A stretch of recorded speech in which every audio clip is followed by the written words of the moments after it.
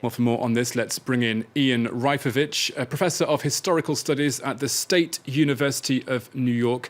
Mr. Reifowitz, good morning to you. Is there now no stopping Donald Trump?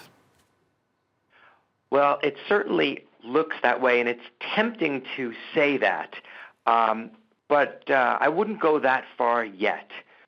He has really done an impressive job tonight, winning, it looks like by close to 20 points over his nearest rival. Just to remind people, last weekend in South Carolina, he only won, I should say only, but he won by only 10 points. So he's improved his margin.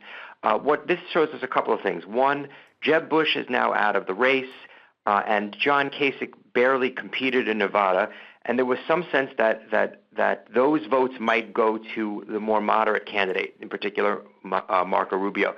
It seems like Donald Trump really inherited most of those votes, if not almost all of them. So that's a blow to Rubio. Probably Rubio is a little bit better off than Ted Cruz, who 2 weeks ago looked great after winning Iowa, but has really done quite poorly since then. If you look at the demographics, at least looking at the entrance polls tonight, Cruz at least figured he would be able to do well and perhaps beat Trump among very conservative voters and evangelical Christian voters. These are the two groups that he's really targeting. And not only did Trump win the entire state, but he beat Cruz and everybody else soundly, even among those groups.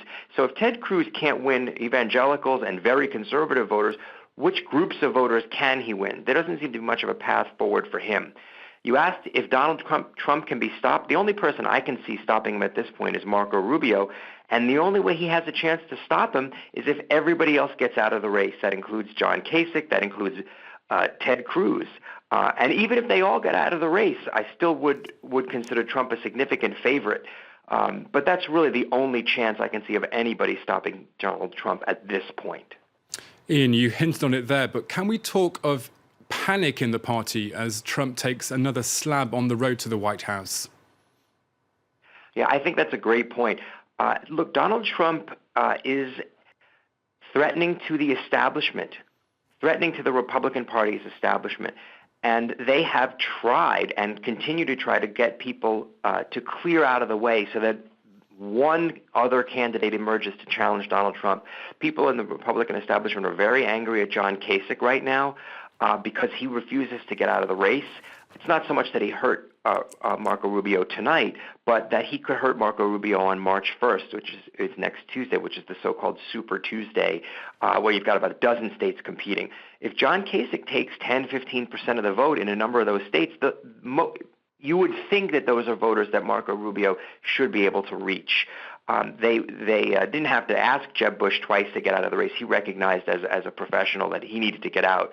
But John Kasich is staying in the race. Ted Cruz certainly will not listen to the Republican establishment.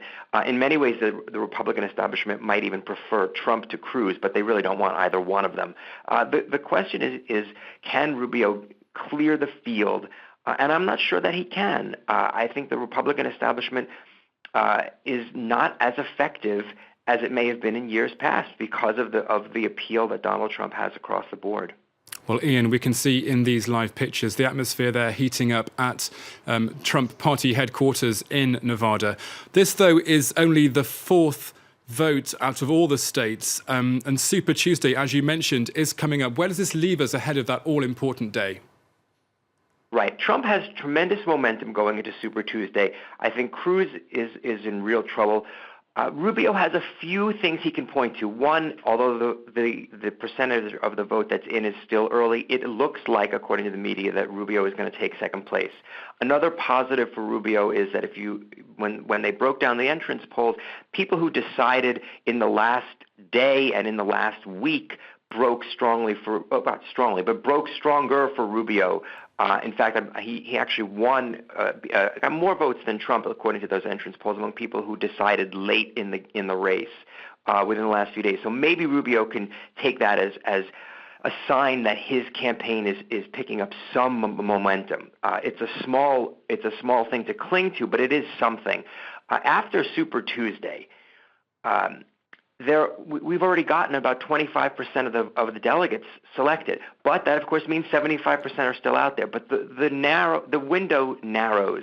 If Rubio is saying to himself, well, I can win all of the rest of the states once I can get it into a one-on-one race between myself and Trump. Yes, that's still mathematically possible, but the problem is that the more Trump wins, the more he looks like a winner, and the more he looks like a winner, the more undecided voters. It looks like undecided voters will break towards him.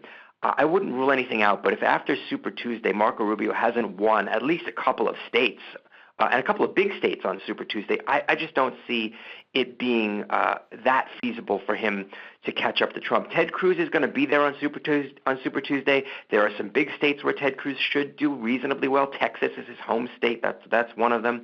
But at some point, somebody's got to put together a number of victories against Donald Trump, and Super Tuesday is really, in some ways, the last chance to get this field narrow to the point where somebody can beat Donald Trump. Okay, Ian Reifowitz, Professor of Historical Studies at the State University in New York. Thank you very much for joining us here on France 24 this morning.